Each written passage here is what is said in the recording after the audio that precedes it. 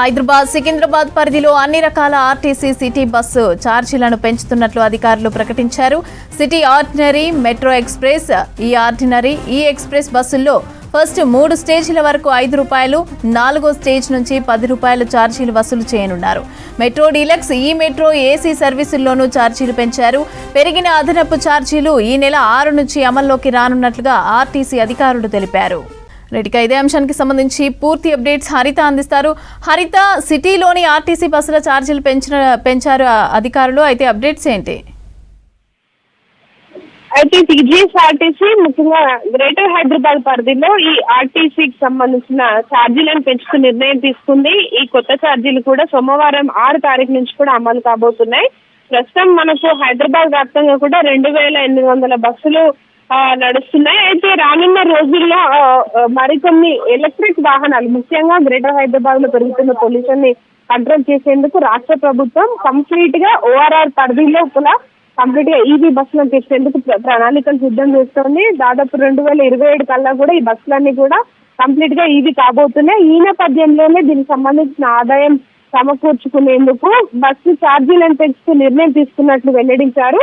అయితే మనకు ఈ రోజు చెప్పిన దాని ప్రకారం చూస్తే గ్రేటర్ హైదరాబాద్ పరిధిలో దాదాపు ఇప్పటి వరకు ఉన్న ఛార్జెస్ ఏవైతే మినిమం ఫేర్ ₹10 గా ఉంది, దానిపైన 3 స్టాప్స్ ఏవైతే దాటుతామో ఆ తర్వాత నుంచి ₹5 పెంచుతూ నిర్ణయం తీసుకున్నారు. అలా మనకు సిటీ ఆర్డినరీ కావచ్చు, ఎక్స్ప్రెస్, డీలక్స్ బస్సులు, ఏసీ బస్సుల్లో ఈ పెరిగిన ఛార్జీలు అన్ని అమలు కాబోతున్నాయి. అయితే ప్రస్తుతం గ్రేటర్ పరిధిలో దాదాపు 19 డిపోల్లో ఎక్కువగా ఈ మనకు ఛార్జింగ్ స్టేషన్స్ ఏర్పాటు చేసుకునేందుకు ఈ అదనపు ఆదాయం సమకూరేందుకు ఇటు రాష్ట్ర ప్రభుత్వానికి టీజీఎస్ఆర్టీసీ ఒక లేఖను కూడా రాసింది. దీన్ని ఆమోదిస్తూ రాష్ట్ర ప్రభుత్వం కూడా ఇటు ఆర్టీసీకి అనుమతులు జారీ చేసిన నేపథ్యంలోనే ఈ ఛార్జీలను పెంచుతూ నిర్ణయం తీసుకున్నట్టు తెలుస్తోంది.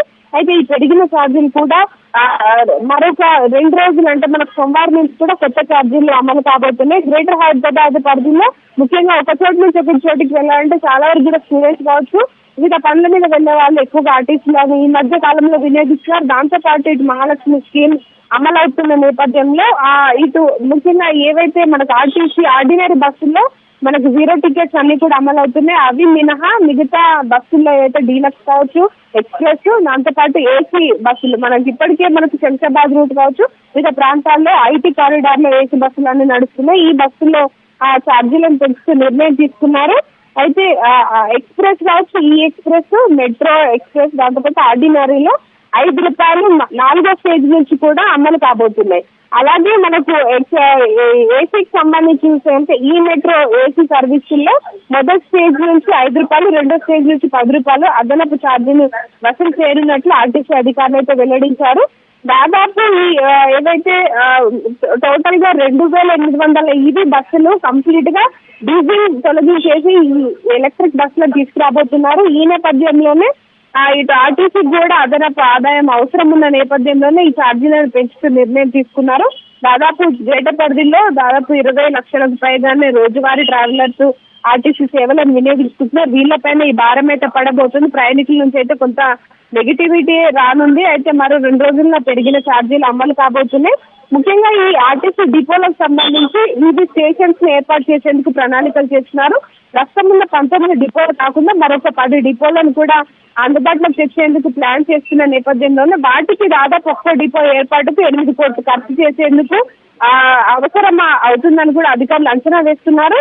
అయితే ఈ మొత్తం డబ్బు కూడా అవసరమయ్యే నేపథ్యంలోనే ఈ ఆర్టీసీ బస్సుల్లో అదనపు ఛార్జీలను పెంచుతూ నిర్ణయం తీసుకున్నట్లయితే అధికారులు చెప్తున్నారు. ఈ పెరిగిన ఛార్జీలు అయితే ఇటు ప్రయాణికుల మీద కొంత భారం పడబోతుంది. రీసెంట్ గా ఇటు ఎక్స్ప్రెస్ కావచ్చు, డీలక్స్ బస్సుల్లో ఆర్టీసీ బస్ పాస్ పైన కూడా కొన్ని రోజుల క్రితమే ఛార్జీలను పెంచారు. దీనిపైన కూడా కొంత ప్రయాణికుల నుంచి నెగిటివిటీ వచ్చింది. అయితే ఈ పెరిగిన కొత్త ఛార్జీలు అయితే మరో 2 రోజులు అమలు కాబోతున్నాయి. అయితే ముఖ్యంగా రాష్ట్ర ప్రభుత్వం గ్రేటర్ హైదరాబాద్ లో మనకు సొంత వాహనాలతో పాటు పెరుగుతున్న పొల్యూషన్ ని తగ్గించేందుకు ఆర్టీసీ వైపు ప్రయాణికులను ఆకర్షించేందుకు ఎలక్ట్రిక్ బస్సులను చేయబోతోంది.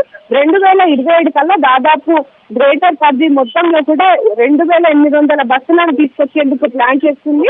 అయితే దీనికి కావాల్సిన కొత్త స్టేషన్స్ ఏర్పాటుకు దాదాపు ఒక డిపోకి సంబంధించి 8 కోట్లు ఖర్చు అవకాశం ఉన్న నేపథ్యంలోనే ఈ ఛార్జీలను పెంచుతూ నిర్ణయం తీసుకున్నారు. ఓవరాల్ గా ఈ 10 ఆ ఛార్జింగ్ స్టేషన్ సంబంధించి 392 కోట్ల మేర వ్యయం అవుతుందని టీజీఆర్టీసీ అధికారులు అంచనా వేస్తున్నారు. ఈ పరిస్థితుల్లో ఆర్థిక భారాన్ని మోయలేని సిచ్యువేషన్ లోని ఇటు రాష్ట్ర ప్రభుత్వానికి టీజీఆర్టీసీ సంస్థ లేఖ రాసి అనుమతులు కోరింది. దీనిపైన ప్రభుత్వం కూడా నిర్ణయం తీసుకొని ఇటు వారికి అనుమతి ఇవ్వడంతోనే మనకు ఈ సిటీ ఆర్డినరీ నుంచి ఏసీ బస్సుల వరకు కూడా ఈ అదనపు ఛార్జీలన్నీ కూడా అమలు కాబోతున్నాయి. ఈ నెల 6 తారీఖు అంటే మన సోమవారం నుంచి కూడా ఈ కొత్త ఛార్జీలు అమలు అయ్యే అవకాశం ఉంది. ఇప్పటికే ఆర్టీసీ వైపు ప్రయాణికులను ఆకర్షించేందుకు మహాలక్ష్మి స్కీమ్ ద్వారా ఇప్పటికే ప్రయాణికులకు సేవలు అందిస్తున్నారు. అయితే ఈ కొత్త ఛార్జీల నిర్ణయంతో ఒక్కించైతే ప్రయాణికుల నుంచి వ్యతిరేకత వస్తుంది. ప్రస్తుతం అయితే ఇది పరిస్థితి. రైట్, థ్యాంక్ యూ హరిత.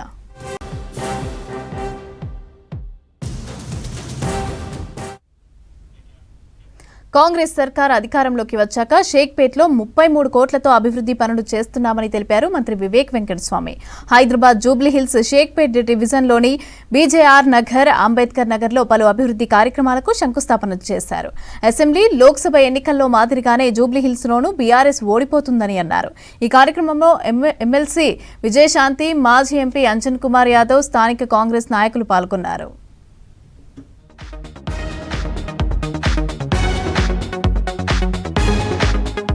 గత ప్రభుత్వం శంకుస్థాపనలు చేసి వదిలేసిందని, వచ్చే 3 ఏళ్లలో అన్ని పనులు పూర్తి చేస్తామని అన్నారు మంత్రి వివేక్ వెంకటస్వామి. జూబ్లీహిల్స్ నియోజకవర్గం షేక్పేట్ డివిజన్లోని అంబేద్కర్ నగర్లో పర్యటించారు.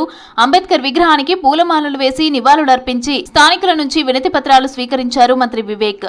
అనంతరం 1,18,00,000తో graveyard renovation works, CC road పనులకు శంకుస్థాపన చేశారు. ఈ కార్యక్రమంలో ఎమ్మెల్సీ విజయశాంతి, మాజీ ఎంపీ అంజన్ కుమార్ యాదవ్, స్థానిక నేతలు పాల్గొన్నారు. అంబేద్కర్ నగర్లో షేక్పేట ఇక్కడ ఏంటంటే అభివృద్ధి కార్యక్రమం చేపట్టారు. వాళ్ళ కార్యక్రమం చేసాం. 50 లక్షలు శ్మశాన వాటికి ఖర్చు పెడుతున్నారు. 70 లక్షలు వచ్చి సీసీ రోడ్లు, మిగతా వాటికి ఖర్చు పెడుతున్నారు. సో పక్కన జరుగుతూనే ఉన్నాయి అభివృద్ధి కార్యక్రమాలు, బాగా జరుగుతున్నాయి. మా వివేక్ గారు అంతా ఆధ్వర్యంలో పర్ఫెక్ట్గా జరుగుతుంది. అండ్ అంజన్ కుమార్ యాదవ్ గారు, స్థానిక లీడర్లు అందరూ రావడం జరిగింది. అంబేద్కర్ నగర్లో 50 లక్షలతో శ్మశాన వాటిక అభివృద్ధి చేయాలని స్థానికులు అడిగితే వెంటనే శాంక్షన్ చేశామని తెలిపారు మంత్రి వివేక్ వెంకటస్వామి. తమది ప్రజాపాలన అని, సీఎం రేవంత్ రెడ్డి మనకు అండగా ఉన్నారని తెలిపారు. కాంగ్రెస్ సర్కార్ అధికారంలోకి వచ్చాక షేక్పేట్లో 33 కోట్లతో అభివృద్ధి పనులు చేయిస్తోందని తెలిపారు. డ్రైన్స్, సీసీ రోడ్లు, హైటెన్షన్ కేబుల్ వర్క్స్ జరుగుతున్నాయని అన్నారు మంత్రి వివేక్. ప్రత్యేకంగా షేక్పేట్ డివిజన్లో ఇప్పటి వరకు సుమారు 40 కోట్ల అభివృద్ధి కార్యక్రమాలు నడుస్తున్నాయి. ఒకటి 33 కోట్లతోని ఈ సీసీ రోడ్స్, నాలీస్, హైటెన్షన్ లైన్స్ ఏదైతే ఉన్నాయో ఇవి డైవర్ట్ చేయడము, వాటర్ వర్క్స్ నుంచి వారి పైప్ లైన్లు ఏదైతే అవసరమో అది, ఇవన్నీ కూడా కార్యక్రమాలు ప్రజల కోసం చేస్తున్నారు. ఇక్కడ శ్మశాన వాటికకు మాకు 50 లక్షలు కావాలంటే ఇమీడియట్లీ శాంక్షన్ చేయించడం జరిగింది. ఇంతకుముందు టీఆర్ఎస్ ప్రభుత్వం అందరూ శాంక్షన్ లెటర్ ఇచ్చి మళ్ళీ మర్చిపోయినారు 2 సంవత్సరాలు. కానీ మాది కాదు ఇట్లా. ఇక్కడ శాంక్షన్ అయ్యి అన్ని పనులు కూడా ప్రారంభమైనాయి, టెండర్లు అయినాయి. ఇంకా మళ్ళీ 3 సంవత్సరాలు మళ్ళీ ఎలక్షన్ వస్తుంది, మళ్ళీ నేనే ఇన్ఛార్జ్ ఉంటాను. ఇక్కడ అందరికీ భరోసా ఇప్పిస్తున్నాను. ఈ పూర్తయ్యే వరకు ఇక్కడనే ఉండి పనులన్నీ కూడా పూర్తవుతాయి. కేటీఆర్కి ఏమైపోయిందంటే ఈ సోషల్ మీడియా, ఆయన కంప్యూటర్ బాయ్ అన్నారు కదా, అప్పుడు కంప్యూటర్ మంత్రి అవగాహన తెలియదు. ఖాళీ ఈ సోషల్ మీడియాలో తప్పుడు ప్రచారాలు పెడితే ప్రజలందరూ కూడా వారి వైపు వస్తారని చెప్పి తప్పుడు ప్రచారాలు. 10 ఏళ్లు మున్సిపల్ మంత్రిగా ఉన్న కేటీఆర్ డబ్బులు తీసుకుని షేక్పేట్లోని రోడ్లు, డ్రైన్లను బ్లాక్ చేయించారని ఆరోపించారు మంత్రి వివేక్ వెంకటస్వామి. కేటీఆర్ కేవలం పైసలున్న ఇండస్ట్రియలిస్టులతోనే మాట్లాడేవారని, పేదలను పట్టించుకోలేదని అన్నారు. కేటీఆర్ సోషల్ మీడియాలో ప్రచారం చేయిస్తే పెద్ద లీడర్ అవుతా అని అనుకుంటున్నాడని, కానీ ప్రజలు ఆదరించరని తెలుసుకోవాలని అన్నారు మంత్రి వివేక్ వెంకటస్వామి. ఇన్ని సంవత్సరాల నుంచి ఆ రోజులలో కేటీఆర్ గారు మంత్రి పదవి ఉన్నప్పుడు అక్కడ పైసలు తీసుకొని రోడ్ బ్లాక్ చేసినారు, డ్రైనేజ్ బ్లాక్ చేసినారు. అప్పట్లో సార్ కారు 16 అంటే 8 సీట్లకు పరిమితమయ్యారని, ఆ తర్వాత అసెంబ్లీ ఎన్నికల్లో కూడా ఓడిపోయారని ఎద్దవచ్చేశారు మంత్రి వివేక్ వెంకటస్వామి.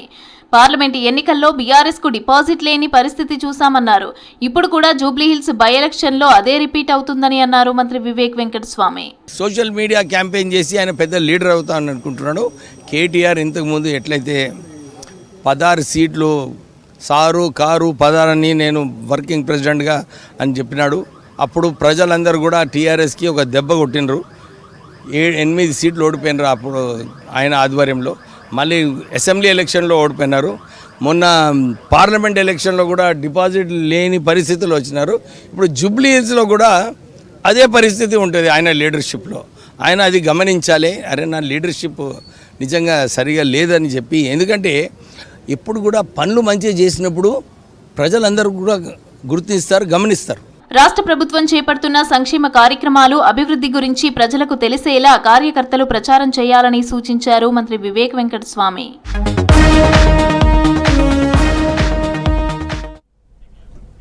వరదల సమయంలో కాలనీల్లో వచ్చిన సమస్యల పరిష్కారం కోసం కృషి చేస్తున్నామని తెలిపారు మంత్రి వివేక్ వెంకటస్వామి. హైదరాబాద్ ఫిల్మ్ నగర్, ఎంజీ నగర్ కాలనీల్లో పీజేఆర్ విగ్రహానికి శాల్వా కప్పి నివాళులర్పించారు మంత్రి. 1,48,00,000తో చేపట్టనున్న అభివృద్ధి పనులకు శంకుస్థాపన చేశారు. ఎన్నికల కోడ్కు కాలనీ అభివృద్ధికి సంబంధం లేదని క్లారిటీ ఇచ్చారు మంత్రి వివేక్. ఇక కాంగ్రెస్ హయాంలో జరిగిన అభివృద్ధి తప్ప గత బీఆర్ఎస్ ప్రభుత్వంలో ఎలాంటి అభివృద్ధి జరగలేదని విమర్శించారు.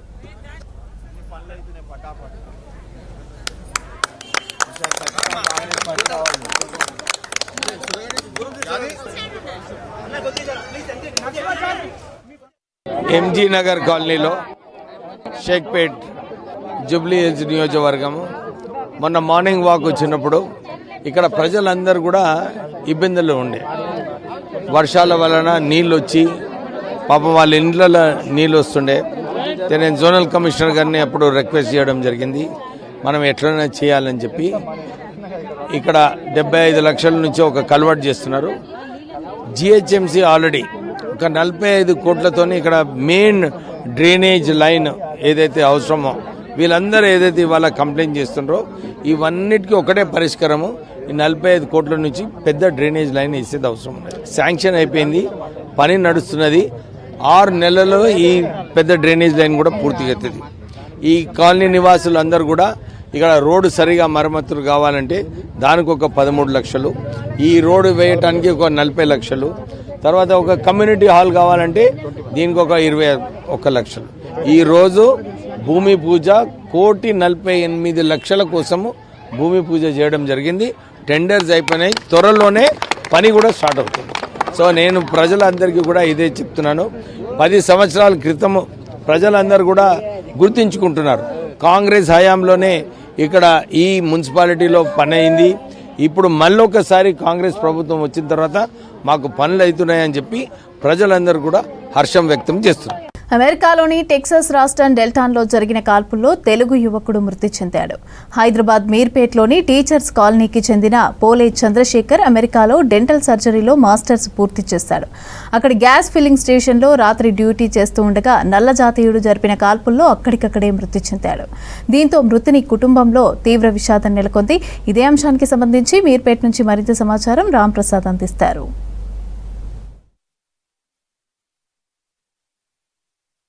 అగ్రరాజ్యం అమెరికాలో భారతీయులపై దాడులు జరుగుతున్న వేళ హైదరాబాద్కు చెందినటువంటి యువకుడిపై అయితే నిన్న రాత్రి జరిగినటువంటి దాడిలో ఒక యువకుడు ప్రాణాలు కోల్పోవడం జరిగింది. మనం ప్రస్తుతం హైదరాబాద్లో ఉన్నటువంటి మీర్పేట టీచర్స్ కాలనీకి చెందినటువంటి చంద్రశేఖర్ అనేటువంటి విద్యార్థి అయితే గత 3 సంవత్సరాల క్రితం చదువుకునేందుకైతే అమెరికాకు వెళ్ళడం జరిగింది. ఈ క్రమంలోనే తన చదువు పూర్తి చేసుకున్న అనంతరం ఇక్కడ స్థానికంగా ఒక గ్యాస్ కంపెనీలో పనిచేస్తున్న క్రమంలో తనపై గుర్తు తెలియని దుండగులు అయితే గురువారం అర్ధరాత్రి, అంటే ఇటు భారత కాలమాన ప్రకారం శుక్రవారం సమయంలో జరిగినటువంటి ఒక దాడిలో అయితే తనను గన్తో కాల్చడంతో అక్కడికక్కడే మృతి చెందినట్టు తెలుస్తుంది. మనం ప్రస్తుతం చంద్రశేఖర్ ఇంటి వద్ద అయితే ఉన్నాం. చంద్రశేఖర్ మృతి వార్త తెలుసుకున్నటువంటి కుటుంబ సభ్యులు, బంధువులందరూ కూడా ఇక్కడికి రావడంతో ఇటు టీచర్స్ కాలనీలో విషాద ఛాయలు అలుముకున్నాయని చెప్పవచ్చు. ముఖ్యంగా మనం చూస్తే ఇటు చంద్రశేఖర్ కుటుంబ సభ్యులు ఇప్పటికే తన మృతికి సంబంధించినటువంటి సమాచారం అందిన అనంతరం అయితే తన మృతికి గల కారణాలను కూడా ఇక్కడ ఉన్నటువంటి స్థానిక పోలీసులు అదేవిధంగా ప్రజాప్రతినిధులు తెలియజేస్తున్నారు. అంతేకాకుండా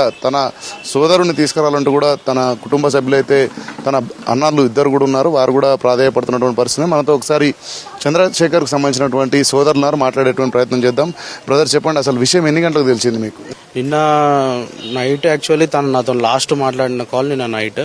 ఈరోజు మార్నింగ్ 11-11:30 సుమారు ఆ ప్రాంతంలో మా ఫ్రెండ్ అతను ఐర్వింగ్ ఏరియా టెక్సాస్లో ఉంటాడు, వాళ్ళ మదర్ అండ్ ఫాదర్ మా ఇంటికి వచ్చి ఇన్ఫర్మేషన్ చెప్పారు. తను కూడా కాల్ చేశాడు.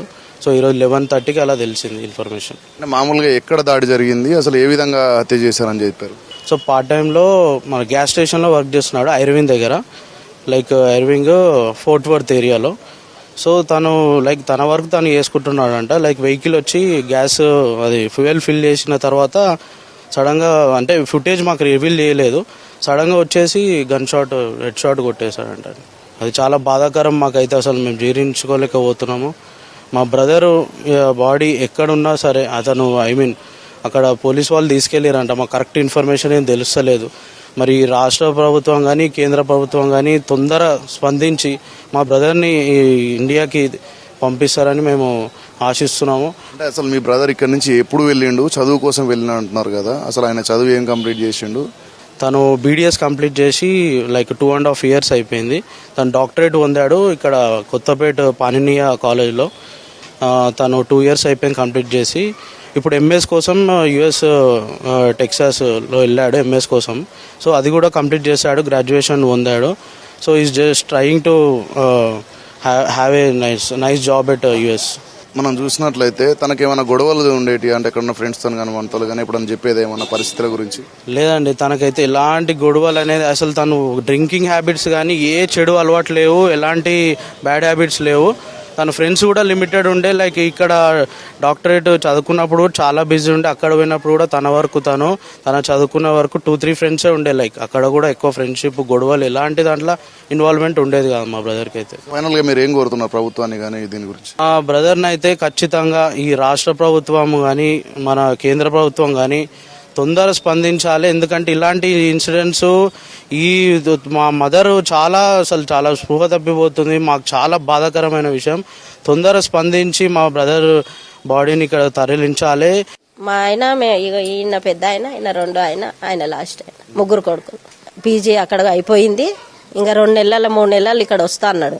వచ్చి ఇక్కడ ఏదైనా హాస్పిటల్ పెట్టుకున్నా మంచిగా ఉంటా, ఇక నేను అక్కడ వెళ్ళను, అక్కడ బాగలేదు అంత ఇట్లా అవుతుంది, మేము కూడా వార్తలు అలా చూస్తున్నాము, నువ్వు అక్కడ ఉండొద్దని మేము అన్నాం. ఈ రోజు 11 గంటలకు వాళ్ళ ఫ్రెండ్ వాళ్ళ మమ్మీ డాడీ వచ్చి చెప్పారు, అక్కడ చందు అంటుర్రు, ఏడుస్తుర్రు వాళ్ళు. ఏమైందని మేము ఏడ్చినాం అంతే. ఇక అంతా చెప్పలేరు వాళ్ళు.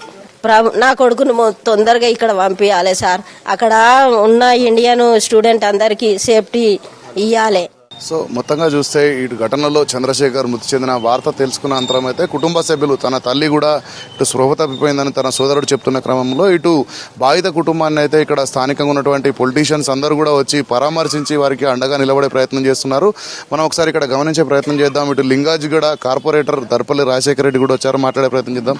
అన్న చెప్పండి, విషయం ఎప్పుడు తెలిసింది మీకు, ఎలాంటి సహకారం తెలిసింది? ఇప్పుడు చాలా దురదృష్టకరమైన సంఘటన. ఏదైనా సరే ఒక ఫ్యామిలీలో ఏదో చదువుకోవడానికి పంపిస్తే ఇంత కిరాతకంగా వాళ్ళు అది చేయడం నిజంగా బాధాకరం. ఎట్టి పరిస్థితుల్లో మాకు చేతనైనంత వరకు గవర్నమెంట్ పరంగా తొందరగా బాడీ తెప్పించే ప్రయత్నం చేస్తాం. కానీ వెరీ అన్ఫార్చునేట్ ఈరోజు ఇట్లాంటి ఇన్సిడెంట్స్, పిల్లలు చదువుకోవడానికి అంత దూరం వెళ్ళి ఈరోజు తల్లిదండ్రులకు దూరం అయిపోయిన సంఘటన చాలా అసలు ఆలోచిస్తేనే భయం వేస్తుంది. అసలు అరే ఏంటి, రీసెంట్గానే అక్కడ ఏది కొత్తపేటలో రీసెంట్గా 2 months కిందనే జరిగింది. అప్పుడు కూడా మేమే ఇనిషియేషన్ తీసుకొని బాడీని హైదరాబాద్ తీసుకొచ్చే ప్రయత్నం చేస్తుండే. సార్ ఇప్పటికి మనం చూస్తే చంద్రశేఖర్కి సంబంధించిన ఎలాంటి వివరాలు కూడా కుటుంబ సభ్యులు తెలియనట్టు పని, కేవలం మృతి చెందాడనే తప్ప ఎక్కడ ఉన్నాడు ఏంటనే తెలియని పరిస్థితి. కాబట్టి సో మీరు ఇటు భారత ప్రభుత్వం కానీ ఇటు ఎంబసీతో ఎలాంటి చర్చలు చేయబోతున్నారు? ఆల్రెడీ ఇమీడియట్ అంటే నేను వస్తున్నాగానే ఇమీడియట్ చేసిన నేను చిట్టిబాబు గారని ఎవరైతే మన గవర్నమెంట్ ఆఫ్ తెలంగాణ నుంచి రిప్రజెంట్ చేస్తారో వాళ్ళకి మాట్లాడి వాళ్ళ చిట్టిబాబు గారికి ఇప్పుడు చెప్పడం జరిగింది. ఇప్పుడు ఆయన ఆ డీటెయిల్స్ అని పంపిమన్నారు. వాళ్ళ కుటుంబ సభ్యులను అడుగుతున్నాను నేను. ఇప్పుడు నాకు ఆధార్ కార్డు అవన్నీ ఇచ్చినట్టయితే ఇమీడియట్గా నేను నా లెటర్ పైన రాసి పంపిస్తా. వీలైనంత వరకు ఇప్పుడు వాళ్ళు కోఆర్డినేట్ చేస్తారు. కొంచెం కాంటాక్ట్ డీటెయిల్స్ నాకు వస్తే, పాస్పోర్ట్ లాంటిది అన్నీ వస్తే ఇమ్మీడియట్గా నేను దాని మీద స్పందించి కావాల్సిన వివరాలు తీసేసుకుంటాను. సో ఇది మొత్తంగా చూసినట్లయితే చంద్రశేఖర్ అకారణ మరణం ఏదైతే ఉందో, తనపై దాడి చేసి హత్య చేయడం చాలా బాధాకరం అని ఇటు పొలిటీషియన్స్ చెప్తున్నప్పటికీ కూడా వారి కుటుంబానికి అండగా ఉంటాము. అంతేకాకుండా చంద్రశేఖర్ను ఇండియాకు తీసుకొచ్చేందుకు ఇటు తెలంగాణ రాష్ట్ర ప్రభుత్వం నుంచి అదేవిధంగా కేంద్ర ప్రభుత్వంతో కూడా సంప్రదింపులు జరిగి త్వరితగతిన ఇటు డెడ్ బాడీ రీచ్ అయ్యే విధంగా చర్యలు చేపడతామని మనతో అయితే దర్పల్లి రాజశేఖర్ కార్పొరేటర్ చెప్పడం జరిగింది. సో దీనిపైన ఇటు కుటుంబ సభ్యులను కూడా పరామర్శించేటువంటి పరిస్థితి అయితే ఇటు టీచర్స్ కాలనీలో ఉన్న చంద్రశేఖర్ నివాసం వద్ద కొనసాగుతుంది. కెమెరామెన్ మనీతో రాంప్రసాద్, V6 న్యూస్, హైదరాబాద్. హైదరాబాద్లో విస్తారంగా వర్షాలు కురుస్తున్నాయి. నగరానికి తాగునీరు అందించే కృష్ణా, గోదావరి, సింగూరుతో పాటు జంట జలాశయాలు నిండుకుండలాగా మారాయి. అయినా చింతల్ బస్తీ ప్రజలు తాగునీటి కోసం తీవ్ర ఇబ్బందులు పడుతున్నారు. రోజు తప్పించి రోజు నీళ్లు వస్తున్నా అది కేవలం గంటసేపు మాత్రమే వస్తోంది. నీళ్లు సరిపోక ఇబ్బందులు పడుతున్నామని ఆవేదన వ్యక్తం చేస్తున్నారు బస్తీవాసులు. అధికారులకు ఫిర్యాదు చేసినా నీళ్ల సమస్యను పరిష్కరించలేదంటున్నారు ప్రజలు.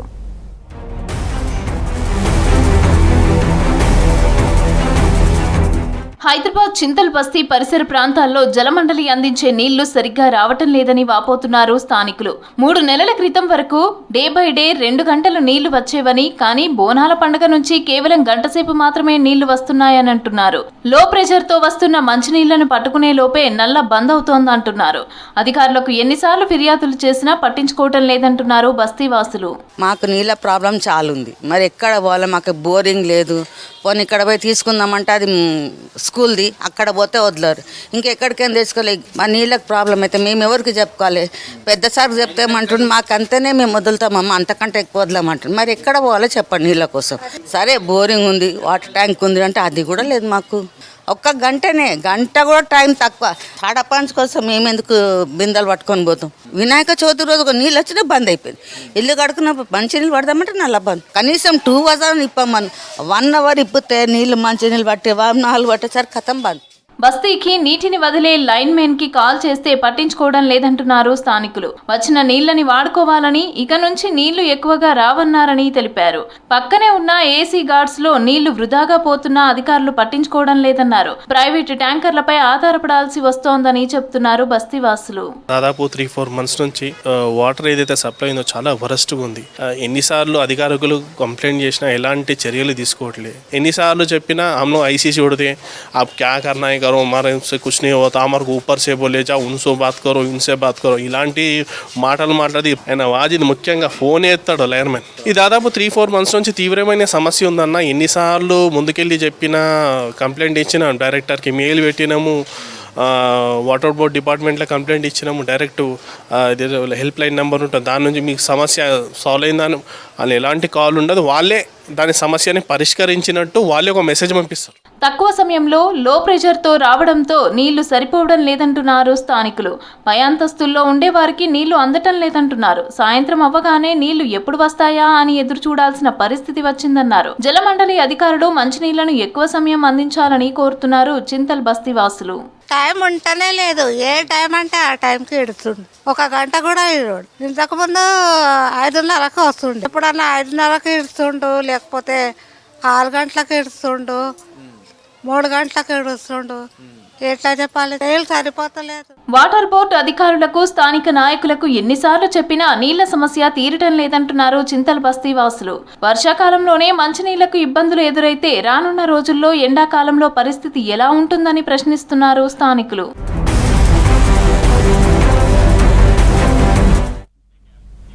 సిటీలో ల్యాండ్ కబ్జాలు, సైట్లలో అడ్డాలు వేసి బెదిరించే రౌడీ షీటర్లపై ప్రభుత్వం కఠిన చర్యలు తీసుకుంటోంది. దీంతో రౌడీ షీటర్లు రూట్ మార్చారు. గంజాయి, డ్రగ్స్ సప్లై, బ్రోతెల్ హౌస్, గ్యాంబ్లింగ్ సెంటర్లు నిర్వహిస్తున్నట్లు గుర్తించారు పోలీసులు. రౌడీ షీటర్లను 2 వారాలకు ఒకసారి పిఎస్కు పిలిచి కౌన్సిలింగ్ ఇచ్చి అవసరమైతే బైండ్ ఓవర్ చేస్తున్నారు పోలీసులు. రౌడీ షీటర్ల మూవ్మెంట్పై నిరంతరం నిఘా ఉంటుందని అంటున్న కూకట్పల్లి ఏసీపీ రవికిరణ్ రెడ్డితో అజయ్ ఫేస్ టు ఫేస్. నగరంలోని ట్రై కమిషనరేట్ పరిధిలో ఉన్న రౌడీ షీటర్లపైన ఫుల్ ఫ్లెడ్జ్డ్గా ఫోకస్ పెట్టడంతో పాటు ప్రస్తుతం ఇంకా నిఘా పటిష్టం చేశారు పోలీసులు. గతంలో ఇటు ల్యాండ్ సెటిల్మెంట్లు కావచ్చు, లేకపోతే వసూళ్ళకి పాల్పడే రౌడీ షీటర్లు ప్రస్తుతం కొన్ని రూట్స్ మార్చుకొని వేరే విధంగా వసూళ్లు లేదా దందాలకు పాల్పడుతున్నారనే ఆరోపణలు ఉన్నాయి. అసలు రౌడీ షీటర్లు ఈ ల్యాండ్ సెటిల్మెంట్లు, వసూళ్లు పాల్పడకుండా రూట్ మార్చుకొని ఏ విధమైన యాక్టివిటీస్కి పాల్పడుతున్నారు, వాళ్ళపైన ఏ విధమైన నిఘా ఉంది అనేది మాట్లాడేందుకు మనతో పాటు కూకట్పల్లి ఏసీపీ రవికిరణ్ రెడ్డి ఉన్నారు. సార్, రౌడీ షీటర్ల పైన మెయిన్గా ఇప్పుడు యాక్టివ్గా ఉన్నవారు కావచ్చు, లేకపోతే షీట్ ఉన్నవారు కావచ్చు, అసలు rowdy sheeter once sheet open అయిన తర్వాత అతని పైన ఎలాంటి నిఘా, అతని కదలికల పైన ఎలాంటి ఫోకస్ ఉంటుంది పోలీసులది? లేదంటే ఇప్పుడు రౌడీ షీటర్స్ ఎవరైతే ఓపెన్ అవుతారో, సార్ ఫర్ ఎగ్జాంపుల్ మర్డర్ కేసులో ఇన్వాల్వ్ కావచ్చు, లేకపోతే ల్యాండ్ ఇష్యూస్లో కానీ, గవర్నమెంట్ ల్యాండ్ కబ్జా చేసుడు కానీ, ఇటువంటి వాటి మీద రౌడీ షీట్ ఓపెన్ చేయడం జరుగుతుందండి.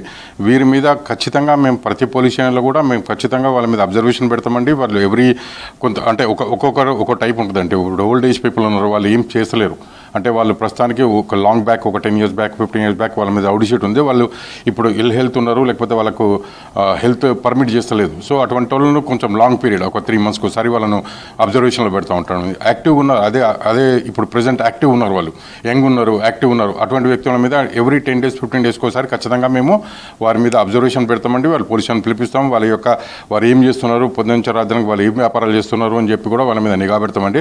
అదేవిధంగా ఈ మధ్యకాలంలో చాలా మటుకు ల్యాండ్ ఇష్యూస్ కానీ గవర్నమెంట్ ప్రాపర్టీస్ కానీ ఇవన్నీ కూడా చాలా కష్టం అండి. అంటే ఇది ఈజీ కాదు. ఇప్పట్లో వాళ్ళు ఆ ప్రాపర్టీస్ మీద పోవడం కానీ లేకపోతే దౌర్జన్యం చేయడం కానీ. సో ఇప్పుడున్న పరిస్థితుల్లో చాలా కష్టం, ఎందుకంటే పోలీస్ వ్యవస్థ కూడా చాలా పటిష్టంగా ఉన్నది. వాళ్ళు ఇమీడియట్గా మనం అరెస్ట్ చేయడం జరుగుతుంది, వాళ్ళ మీద యాక్షన్ తీసుకోవడం జరుగుతుంది. సో వాళ్ళు కొంతమంది ఈ మధ్యకాలంలో తెలిసింది ఏంటంటే ఈ మధ్యకాలంలో వాళ్ళు రూట్లు మార్చుకొని కొత్తగా గ్యాంబ్లింగ్ వ్యాపారం చేయడం కానీ లేకపోతే అదే డ్రగ్స్ వ్యాపారం చేయడం కానీ ఇంకో విధంగా వేరే ప్రాస్టిట్యూట్ వ్యాపారం చేయడం కానీ ఇటువంటి చేస్తున్న వినికిడి కూడా మాకు కూడా వచ్చిందండి. వారిపై ఈ విషయంలో కూడా మేము ఖచ్చితంగా పటిష్టమైన చర్యలు తీసుకుంటామండి. వాళ్ళు ఒకవేళ అటువంటి చర్యలకు పాల్పడితే ఇమీడియట్గా వాళ్ళ రౌడీ షీట్ వాళ్ళని పిలిపించుకొని ఇమీడియట్గా వాళ్ళని రిమాండ్ చేయడం జరుగుతుంది. అందులో మెయిన్గా ఈ డ్రగ్స్ గంజాయి సంబంధించి, ఎందుకంటే ఒక రౌడీ షీటర్గా అందరు నాకు భయపడతారు అనే ఒక దాంతో మెయిన్గా ఈ డ్రగ్స్ గంజాయి సంబంధించి తెర వెనకాల ఈ వ్యాపారం ఎక్కువగా కూడా రౌడీ షీటర్లు చేస్తున్నారు. అదే రూట్ మార్చుకొని అదే క్రైటీరియా ఫస్ట్ మెయిన్గా నిలుస్తుంది. సో అలాంటి దానిపైన మీరు ఏ విధమైన యాక్షన్ తీసుకోబోతున్నారు? లేదండి, తప్పకుండా వీరి మీద ఒకవేళ ఈ రౌడీ షీటర్స్ కానీ వారికి ఈ గ్యాంబ్లింగ్ దందాలు కానీ లేకపోతే ఒకవేళ డ్రగ్స్ వ్యాపారంలో ఉంటే మాత్రం స్ట్రింజెంట్ యాక్షన్ ఉంటుందండి. ఖచ్చితంగా వారి మీద కఠిన చర్యలు తీసుకుంటామండి. డెఫినెట్గా వాళ్ళని రిమాండ్ చేస్తామండి. వాళ్ళ మీద మళ్ళీ అగైన్ వాళ్ళ మీద అటువంటి చర్యలు పాల్పకుండా వాళ్ళను బెయిల్ కూడా క్యాన్సిలేషన్ చేసే పరిస్థితి ఉంటుంది. ఒకవేళ వాళ్ళు బెయిల్ మీద బయటకు వచ్చినా కూడా బెయిల్ క్యాన్సిలేషన్ చేస్తామండి. ఎందుకంటే వీడు ఈ విధంగా కంటిన్యూస్లీ హ్యాబిచువల్గా ఇటువంటి అఫెన్స్ చేస్తుంటే మాత్రం కోర్టుకు వారికి విన్నవించుకునే విధంగా మేము బెయిల్ క్యాన్సిలేషన్ కూడా చేస్తామండి. ఇప్పుడు మీరు అన్నట్లు కొందరు పెద్దవారు అయితే వాళ్ళని ఒక 2 నెలలకో 3 నెలలకో ఒకసారి రమ్మని చెప్పడము, ఒకవేళ యాక్టివ్గా ఉన్న వాళ్ళని 10 రోజులకు 15 రోజులకు రమ్మని చెప్పడం. కానీ కొంతమంది రౌడీ షీటర్లు షీట్ ఉండి కూడా అబ్స్కాండింగ్లో ఉండడము, ఇంకా మనకు అందుబాటులో ఉండని సిచ్యువేషన్ ఉంటుంది. సో వాళ్ళని ఏ విధంగా మీరు ట్రేస్ చేయనున్నారు? సో అలాంటి వాళ్ళు ఇలాంటి యాక్టివిటీస్కి పాల్పడితే ఎట్లా కనుగొంటారు? లేదండి, వాళ్ళు ఖచ్చితంగా రావాల్సిందే. వాళ్ళు ఎవరీ 15 days ఒకసారి 1 month ఒకసారి వాళ్ళకి టైం పీరియడ్ ఉంటుందండి. వాళ్ళు యాక్టివ్గా ఉన్న వాళ్ళు, యాక్టివ్గా లేని వాళ్ళు, లేకపోతే ఓల్డ్ ఏజ్ పీపుల్ వాళ్ళు రాకపోతే వాళ్ళని బైండ్ ఓవర్ చేస్తామండి. పట్టుకొని వచ్చి వాళ్ళు ఎక్కడ ఉన్నా తీసుకొని వస్తాం. వాళ్ళు ఖచ్చితంగా మా పరిధిలో ఇప్పుడు కూకట్పల్లి డివిజన్ పరిధిలో ఎవరున్నాను కూడా వారు ఎట్టి పరిస్థితుల్లో వాళ్ళు పోలీస్ స్టేషన్కి వచ్చి వాళ్ళ అటెండెన్స్ ఇవ్వాల్సిందే. ఒకవేళ వాళ్ళ అటెండెన్స్ ఇవ్వలేని పరిస్థితి ఉండి ఎబ్స్కాండ్ అయ్యి మీరు చెప్పినట్టు ఒక 2 months 3 months 4 months రాకపోతే డెఫినెట్గా వారి యొక్క ఫోన్ నెంబర్ ద్వారా వాళ్ళని లొకేషన్ ట్రేస్ అవుట్ చేస్తాం, పట్టుకొని వస్తాం. వాళ్ళ బెయిల్ క్యాన్సిల్, పాత కేసులు ఏమన్నా బెయిల్ జంప్ అయ్యి మూవ్ అవుతుంటే డెఫినెట్గా బెయిల్ క్యాన్సిలేషన్ చేపిస్తాం. రెండోది మళ్ళీ అగైన్ వీళ్ళని తీసుకుపోయి మనం మా డీసీపీ గారి దగ్గర బైండ్ ఓవర్ చేపిస్తామండి. ఒకవేళ వాళ్ళు ఈ పీరియడ్ లోపల 1 year వరకు బైండ్ ఓవర్ చేస్తామండి. ఒకవేళ ఈ 1 year లోపల వాడు అబ్స్కాండ్ అవ్వడమో లేకపోతే మళ్ళీ సేమ్ అఫెన్స్ కంటిన్యూ చేయడం చేస్తే ఆ పీరియడ్ ఎంతైతే పీరియడ్ మనం బైండ్ ఓవర్ చేస్తాం అంత పీరియడ్ను మనం రిమాండ్ చేయడం జరుగుతుంది. ఇప్పుడు రౌడీ షీటర్లకు సంబంధించి రూట్ మార్చిండ్రు అనే ఆరోపణలు వస్తున్నాయి కాబట్టి మెయిన్గా యాక్టివ్గా ఉన్న రౌడీ షీటర్స్ సంబంధించి వాళ్ళని కావచ్చు, వాళ్ళ ఫ్యామిలీ మెంబర్స్ని పిలిచి కావచ్చు కౌన్సిలింగ్ ఏర్పాటు చేయడం, ఇలాంటి కార్యక్రమాలు ఏం చేసే అవకాశం ఉందా? లేదండి, ఇంతకుముందు కూడా మేము ఇటువంటి ప్రోగ్రామ్స్ కండక్ట్ చేసినామండి. రౌడీ షీటర్స్ వాళ్ళ ఫ్యామిలీస్ పిలిపించి కూడా ఇతని యొక్క యాక్టివిటీస్ మరియు ఇతను చేసే పనుల గురించి కూడా వాళ్ళ ఫ్యామిలీ వాళ్ళందరూ కూడా పిలిపించి కౌన్సిలింగ్ చేసినామండి. నెక్స్ట్ కూడా చేస్తామండి. మళ్ళీ ఈ ప్రోగ్రాంలో నెక్స్ట్ కూడా మేము కంటిన్యూ చేస్తామండి ఈ ప్రోగ్రామ్స్. మెయిన్గా రూట్ మార్చి వసూళ్లు కావచ్చు, ఈ ల్యాండ్ సెటిల్మెంట్లు కాకుండా బ్రోతల్ హౌస్లు, గ్యాంబ్లింగ్ హౌస్లు, దాంతోపాటు డ్రగ్స్ సంబంధించి ఒకవేళ రౌడీ షీటర్లు ఇన్వాల్వ్ అయితే పోలీసుల నుండి మీరు ఏం హెచ్చరిస్తారో, వాళ్ళకి ఏం వార్నింగ్ ఇస్తారు? లేదండి, ఖచ్చితంగా కఠినమైన చర్యలు తీసుకుంటారు. ఎవరైతే ఈ రౌడీ షీటర్లు ఎవరైతే ఈ ఇష్యూస్లో ఇన్వాల్వ్ అయితే, ముఖ్యంగా డ్రగ్స్ అనేది మన స్టేట్ గవర్నమెంట్ కూడా చాలా స్ట్రిక్ట్గా దీన్ని ఇంప్లిమెంట్ చేస్తుందండి. 100% దీనిలో ఒకవేళ వాడు బెయిల్ మీద జంప్ అయ్యి బెయిల్ మీద తిరిగితే బెయిల్ క్యాన్సిలేషన్ పెడతామండి. రెండోది రౌడీ షీటర్స్ ఇటువంటి ఇన్వాల్వ్మెంట్ ఉంటే వాళ్ళని బైండ్ ఓవర్ చేయడం జరుగుతుంది. ఎటువంటి పరిస్థితుల్లో విడిచిపెట్టే ప్రసక్తే లేదండి. వాళ్ళ మీద లీనియంట్ కూడా ఉండదండి. ఖచ్చితంగా స్ట్రింజెంట్ యాక్షన్, స్ట్రిక్ట్ యాక్షన్ కూడా తీసుకోవడం జరుగుతుంది. ఇది రౌడీ షీటర్లకు సంబంధించి ఫుల్ ఫ్లెడ్జ్డ్గా ఫోకస్ పెట్టాము. ఇటీవల కాలంలో రౌడీ షీటర్లు రూట్ మార్చి, అంటే ల్యాండ్ సెటిల్మెంట్లు వసూళ్లు కాకుండా బ్రోతల్ హౌస్లు, గ్యాంబ్లింగ్ సంబంధించిన వాటిలో ఇన్వాల్వ్ అవ్వడం, మెయిన్గా డ్రగ్స్ సంబంధించిన సరఫరాలో ఇన్వాల్వ్ అవుతున్నారు అనేది కొంతమేరకు పోలీసులకు కూడా సమాచారం ఉన్న క్రమంలో రౌడీ షీటర్ల అందరిపైన కూడా నిఘా పటిష్టం చేశాము అనేది పోలీసులు చెప్తున్నారు. కెమెరా పర్సన్ హర్షతో కలిసి అజయ్, V6 న్యూస్, హైదరాబాద్. నగరంలోని నాలాల నిర్వహణను అధికారులు పట్టించుకోవట్లేదని ఆరోపణలు వస్తున్నాయి. వరద నీళ్లు పెరిగే నాలాల విస్తరణ పైన ప్రణాళికలు వేసినా అవి ప్రతిపాదనలతోనే ఆగిపోతున్నాయి. ఇక సిటీలో నాలాలు విస్తరించి ఎక్కడ వరద నీళ్లు, మురుగునీళ్లు రోడ్డుపైకి రాకుండా చూడాలని ప్రభుత్వం చెప్తున్నా ఆన్ వీల్డ్ ఆఫీసర్స్ మాత్రం పట్టించుకోవటం లేదంటున్నారు సిటీ ప్రజలు. రీసెంట్ గా నాలాల్లో 3 గల్లంతవ్వడంతో ఇప్పుడు హడావిడిగా నాలాల విస్తరణ చేపడతామని అంటున్నారు బల్దియా అధికారులు.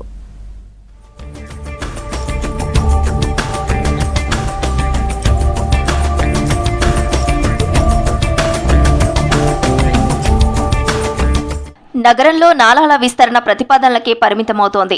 నిధులు మంజూరైనా ఏజెన్సీలను ఎంపిక చేసినా క్షేత్రస్థాయిలో పనులు ముందుకు సాగడం లేదంటున్నారు ప్రజలు. ఇందుకు ఆస్తుల సేకరణ ప్రధాన సమస్యగా ఉందంటున్నారు అధికారులు.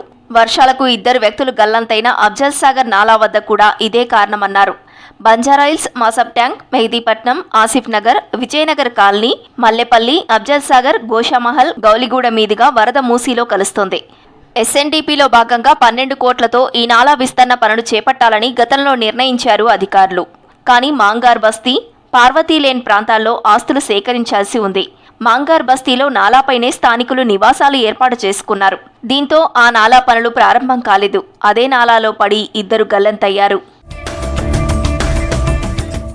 నాలా విస్తరణ కోసం అక్కడి ప్రజలకు డబుల్ బెడ్రూమ్ ఇల్లు ఇప్పిస్తామని చెప్పినా వినలేదంటున్నారు టౌన్ ప్లానింగ్ అధికారులు.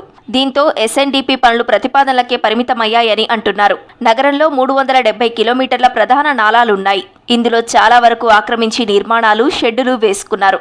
మేజర్ నాలాలపై 12,000కు పైగా ఆక్రమణలు ఉన్నట్టు గుర్తించారు అధికారులు. వాటిని తొలగించి విస్తరణ పనులు చేపట్టేందుకు 10,000 కోట్లు అవసరమని అంచనా వేశారు. అయితే కాంగ్రెస్ ప్రభుత్వం వచ్చాక ప్రధానంగా ఎక్కడైతే నాలాల సమస్య ఉందో ఆయా ప్రాంతాలను గుర్తించి స్థానికులతో మాట్లాడి పనులు మొదలుపెట్టాలని అధికారులను ఆదేశించారు. గ్రేటర్లో శిథిల భవనాల గుర్తింపు, మరమ్మత్తు, కూల్చివేతపై దృష్టి సారించిన జీహెచ్ఎంసీ నాలాల రిటైనింగ్ వాల్స్ స్టెబిలిటీ ఎలా ఉందని పట్టించుకోవడం లేదంటున్నారు జనాలు. ఆదివారం ముషీరాబాద్లో రిటైనింగ్ వాల్ కూలడంతో దినేష్ ప్రమాదవశాత్తు నాలాలో పడి గల్లంతయ్యాడు. గతంలోనూ ఖైరతాబాద్, చార్మినార్ జోన్ల పరిధిలోనూ నాలా రిటైనింగ్ వాల్స్ కూలాయి. వాటి స్థితిని పరిశీలించకపోవడంపై విమర్శలు వస్తున్నాయి. నగరంలో ఎక్కువ శాతం నాలాల రిటైనింగ్ వాల్స్ దశాబ్దాల క్రితం నిర్మించినవే ఉన్నాయి. మురుగు, వరద నీరు, కొన్ని చోట్ల పారిశ్రామిక వ్యర్థాలు నాలాల ద్వారా వెళ్తున్నాయి. వరద ఉధృతికి రిటైనింగ్ వాల్స్ దెబ్బతింటున్నాయి. వీటన్నింటినీ పరిశీలించి వాటిని రిపేర్ చేయాలా లేక కొత్తవి నిర్మించాలా అని రిపోర్టు తయారు చేసి పంపాలని జీహెచ్ఎంసీ కమిషనర్ అధికారులను ఆదేశించారు. నగరంలోని ఓపెన్ నాలాలకు ఇరువైపులా ఫెన్సింగ్ ఏర్పాటు చేయాలని కోరుతున్నారు ప్రజలు. సిటీలో ఒక్కసారిగా వాన కురిసింది. లోతట్టు ప్రాంతాలు జలమయమయ్యాయి. రోడ్లపై నీళ్లు చేరడంతో కొన్ని ఏరియాల్లో ట్రాఫిక్ జామ్ అయింది. దీంతో వాహనదారులు ఇబ్బందులు పడ్డారు. నగర శివారు ప్రాంతాల్లో కూడా వర్షం కురిసింది. మరో 10 రోజుల పాటు కూడా వర్షాలు కురుస్తాయని అలర్ట్ ఇచ్చింది వాతావరణ శాఖ అధికారులు. ఇక జంట జలాశయాలకు వరద పోటెత్తడంతో మూసీలోకి వదిలారు జలమండలి అధికారులు.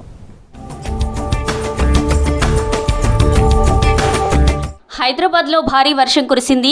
ఉదయం నుంచి మధ్యాహ్నం వరకు ఎండ కొట్టగా తర్వాత మేఘావృతమై ఒక్కసారిగా వాన పడింది. సోమాజిగూడ, ఖైరతాబాద్, పంచాగుట్ట, అమీర్పేట్, బంజారాహిల్స్, జూబ్లీహిల్స్, మెహదీపట్నం, లక్డీకపూల్, మాదాపూర్, గచ్చిబౌలి ప్రాంతాల్లో వాన కురిసింది. కొన్ని చోట్ల ఎండ కొడుతూనే వర్షం పడింది. నగర శివారు ప్రాంతాల్లో కూడా వర్షం కురిసింది. రాజేంద్రనగర్, అత్తాపూర్, బండ్లగూడ, కిస్మత్పూర్, హిమాయత్ సాగర్, హైదర్ షాకోట్, నార్సింగ్, కోకాపేట్, మణికొండలోనూ వాన కురిసింది.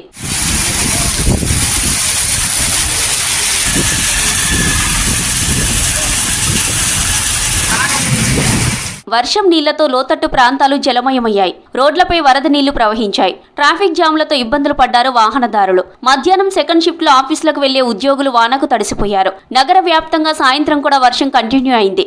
ఆఫీసులు, స్కూల్స్ నుంచి ఇంటికి వెళ్లే వాహనదారులు ఇబ్బందులు పడ్డారు.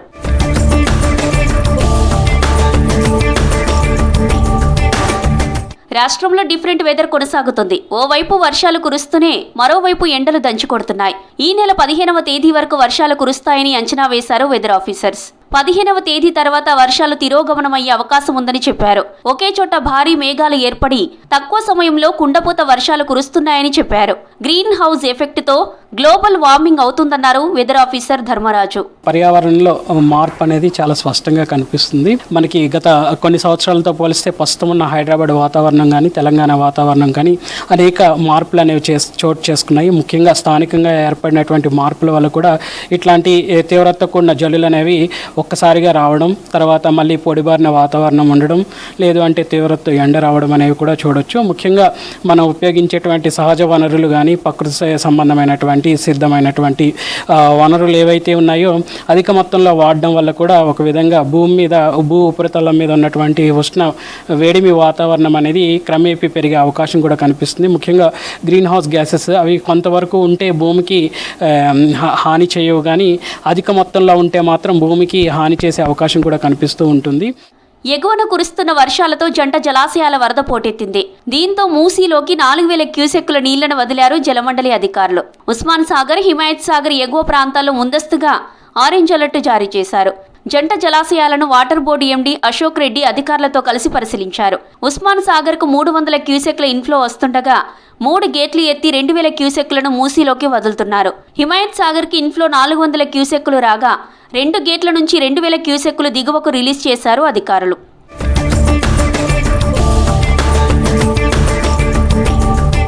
సిటీలో మోస్తరు నుంచి భారీ వర్షాలుంటాయని వాతావరణ శాఖ ప్రకటించింది. గంటకు 40 కిలోమీటర్ల వేగం కంటే తక్కువగా గాలులు వీస్తాయని చెప్పింది.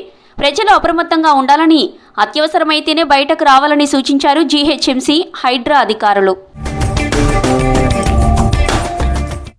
మైక్రోప్లాస్టిక్ ప్రపంచానికి ముప్పుగా మారిపోయిందని అంటున్నారు డాక్టర్లు.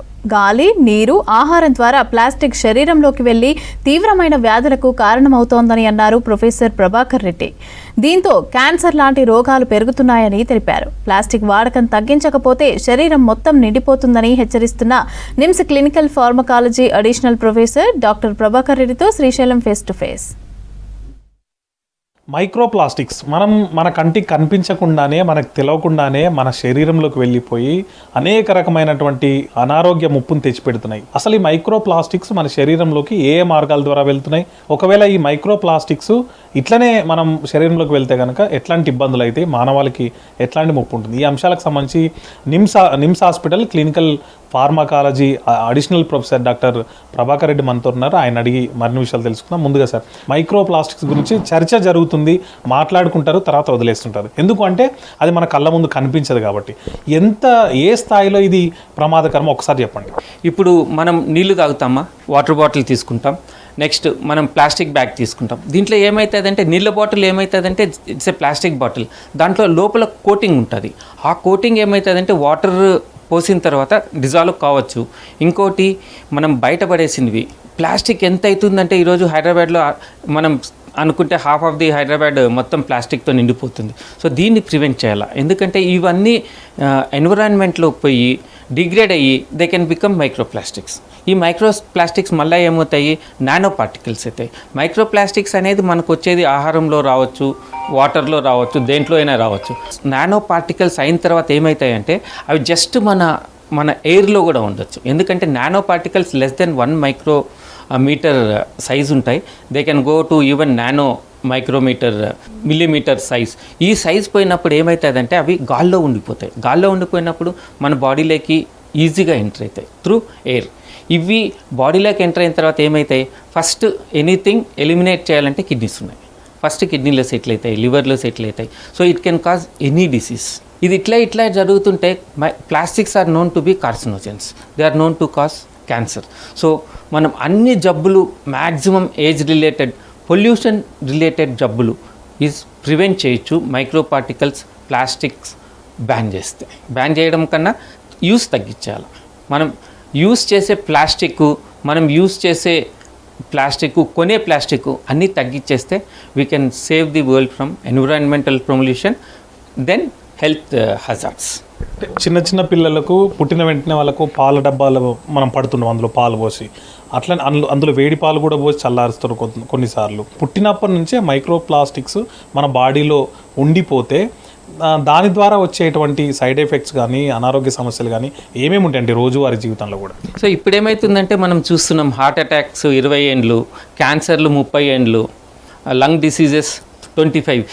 ఇవన్నీ results of taking plastic and environmental pollution. So ఇవన్నీ ఇప్పుడు బేబీ పాలు తాగేటప్పుడు మీకు చూపించిన లైక్ ఆ బాటిల్, పాలు తాగే బాటిల్లో కూడా నువ్వు బేబీ పాలు తీసుకునేటప్పుడు microplastics can come in form of nano particles. So baby నుంచి స్టార్ట్ అయినప్పుడు మైక్రోప్లాస్టిక్ బాడీలో accumulate they can lead to any organ damage or carcinogenesis. మన దరి చేరకుండా ఉండాలంటే ఎట్లాంటి జాగ్రత్తలు తీసుకోవాలంటుంది వాడకంలో కానీ, లేకపోతే దాన్ని ఎట్లా నియంత్రించే అవకాశం ఉంటుందండి? అంటే మ్యాక్సిమం మనము ప్లాస్టిక్ వాడడం తగ్గించేయాలి. మనం ఎంత తగ్గిస్తే అంత మంచిది మనకే కాదు, ఎన్విరాన్మెంట్కి కూడా మంచిది, మన నెక్స్ట్ జనరేషన్కి కూడా మంచిది. ఎక్కడెక్కడ వీలైన ప్లేసెస్లో మనం చూసుకొని ప్లాస్టిక్ యూజ్ అనేది తగ్గించేయాలి.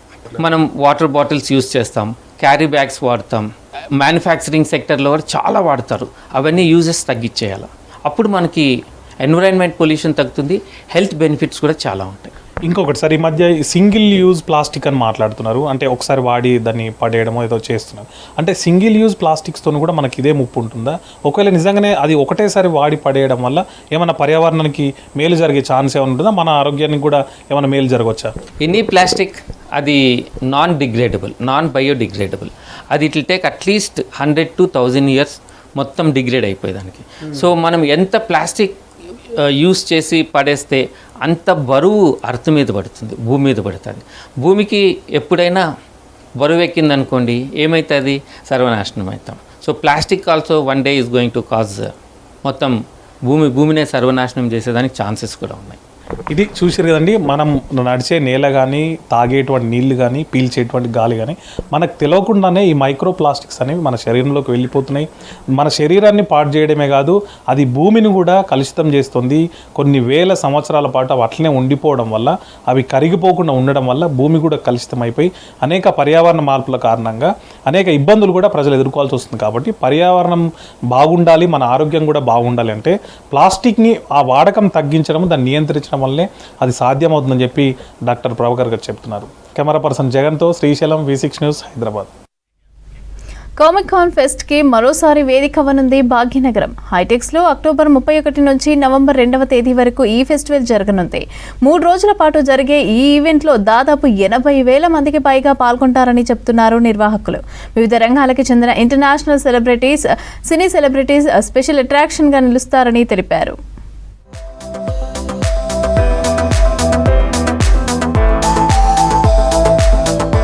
హైదరాబాద్ హైటెక్స్లో నిర్వహించే కామిక్ కాన్ ఫెస్టివల్కు 80,000 మంది పాల్గొననున్నారు. అందులో యువ రచయితలు, కళాకారులు, కామిక్ పుస్తకాల పబ్లిషర్స్ పాల్గొంటారని తెలిపారు నిర్వాహకులు. వీరందరినీ ఆకట్టుకోగలిగే అగ్రశ్రేణి రచయితలు, కామిక్ వేషాల్లో ఆర్టిస్టులు వస్తారన్నారు. కామిక్ కాన్ అనేది ఒక స్పెషల్ ఈవెంట్. ఇక్కడ వచ్చేసి ఏంటంటే మీ డ్రీమ్ హీరోగా మీరు జీవించవచ్చు. డ్రీమ్ హీరోని చూస్తూ ఉంటారు కానీ ఇక్కడ జీవించవచ్చు. అండ్ ఇలా కాస్ట్యూమ్స్ వేసుకొని నలుగురిని ఎంటర్టైన్ చేస్తూ మీరు ఎంటర్టైన్ అవుతూ, దీనిలో చాలా క్రియేటివిటీ ఉంటుంది. ఏదో ఇలా రావడం కాదు, మాస్క్ కానీ, చెస్ట్ ఆర్మర్ కానీ, ఇవి కానీ అన్నీ ఒక్కొక్క దగ్గర నుంచి తీసుకురావాలి, మీరంతా మీరు చేసుకోవచ్చు. సో లాట్ ఆఫ్ క్రియేటివిటీ కూడా డెవలప్ అవుతుంది and you make lot of friends. So it's all fun. ఇక్కడ వేరీ గెటప్స్ వేసాను. డెడ్ పూల్ వేసాను, ప్రెడేటర్ వేసాను, ఈరోజు ఇది ఉంది, రేపు ఇంకొకటి చేస్తున్నాను. So yeah. కామిక్ కాన్ ఫెస్ట్లో ఎంట్రీ అయితే ఎన్నో అద్భుతాలు మన కళ్ళ ముందు కదులుతూ ఉంటాయి. ఫన్ కోసం కొందరు వస్తే తమలోని ఇన్నర్ ఫీలింగ్స్ని బయట పెట్టడానికి మరికొందరు వస్తారు. మనకి నచ్చిన, మనం మెచ్చినవెన్నో ఈ ఫెస్ట్లో కనువిందు చేస్తాయి. ఇక్కడికి వస్తే సూపర్ మ్యాన్తో మూన్ వాక్ చేయొచ్చు, బ్యాట్ మ్యాన్తో సెల్ఫీలు దిగొచ్చు అంటున్నారు కామిక్ కాన్ ఫెస్ట్ అభిమానులు. ఒక టీవీ షో ఉంది, కార్టూన్స్ షో మాన్స్టర్ హై అని. దాని నుంచి క్లాడిన్ వుల్ఫ్ అని ఒక క్యారెక్టర్ కాస్ప్లే చేస్తున్నాను. ఇప్పుడు మార్వెల్ అవన్నీ కామిక్స్ చాలా ఫేమస్ అయ్యాక ఇక్కడ కూడా ఫ్యాన్స్ వస్తారని చాలా మంది గెటప్ వేసుకొని వస్తారు, కలుస్తారు. మర్చెండైజ్ ఉంటుంది, పార్టిసిపేట్ చేస్తాం. లాస్ట్ ఇయర్ కూడా వచ్చాము. There were like really nice stalls కొనుక్కోడానికి, మా ఫేవరెట్ గేమ్స్ నుంచి మర్చెండైజ్ కొనుక్కోడానికి. I was looking forward to that. Hitex exhibition సెంటర్లో ఈ నెల 31, నవంబర్ 1, 2వ తేదీలలో జరిగే కామిక్ కాన్ ఎంట్రీ పాస్లు www.district.in వెబ్సైట్లో అందుబాటులో ఉన్నాయని తెలిపారు నిర్వాహకులు. బాగుంది సార్, ఎక్స్పీరియన్స్ చాలా బాగుంది. చాలా బాగుంది. అంటే పీపుల్తో కలవడం, మాట్లాడుకోవడం, కాసేపు మనకు తెలిసిన దాని గురించి ఎక్కువ మాట్లాడుకుంటాం కదా, సో అట్లా అని కొంచెం బాగా అనిపించింది. వీటి ధర ఒక్క రోజుకి 899 రూపాయలు కాగా కేటగిరీలను బట్టి 4,299 రూపాయల వరకు ఉంటాయని తెలిపారు.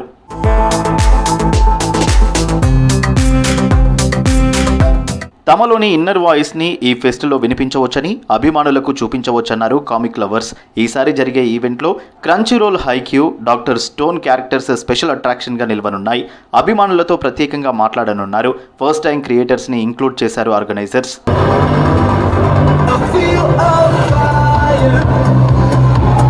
క్యారెక్టర్ పేరు వచ్చి ది స్మైలింగ్ లీ. చైనీస్లో దీన్ని షావ్ షావ్ లీ అని అంటారు అనమాట. సో చైనీస్ డ్రామా పేరు ద డీమన్ హంటర్. ఇది ఒక విలన్ క్యారెక్టర్ అనమాట, అండర్ రేటెడ్ క్యారెక్టర్. సో ఈ క్యారెక్టర్ని సెలెక్ట్ చేసుకొని కామిక్ కాన్కి వేస్తున్నాను నేను. చాలామంది వరకు అటెన్షన్ ఇస్తున్నారు, కామిక్ కాన్కి వచ్చి క్యారెక్టర్ బాగుంది అన్నారు. Comic hero super star dress వేసుకుని కామిక్ కాన్లో పాల్గొనడంతో పాటు ప్రతిరోజు లక్షల రూపాయల నగదు బహుమతిని కూడా గెలుచుకునే అవకాశం ఉంది. Science fiction, fantasy, comic book, graphic article, movies ఇలా 5 విభాగాలలో కాస్ ప్లే చేయొచ్చు. Ghost Rider, Superman, best కాస్ట్యూమర్కు మెడల్స్ కూడా అందివ్వనున్నారు నిర్వాహకులు.